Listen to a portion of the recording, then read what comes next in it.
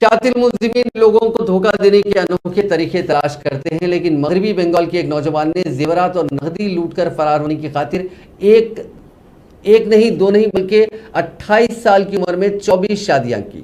Police تفتیش کے دوران یہ جان کر دنگ رہ گئی کہ 28 سالہ ملزم نے 24 خواتین سے شادیاں کی اور ان کے طلائی زیورات اور دیگر قیمتی سامان لے کر فرار ہو گیا۔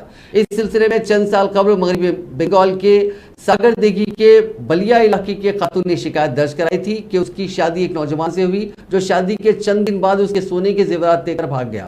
ملزم اسابول کو 2 روز میں پولیس نے مذکورہ خاتون کی شکایت پر گرفتار کر لیا اور تفتیش کے دوران خلاصہ ہوا کہ اس نے اسی ایک خاتون کو نہیں بلکہ کئی خواتین کو شادی کے نام پر دھوکہ دیا ہے۔ ملزم کا تعلق مغربی بنگال سے بتایا گیا تھا، اس نے مغربی بنگال کے علاوہ بہار میں بھی شادیاں کی تھی۔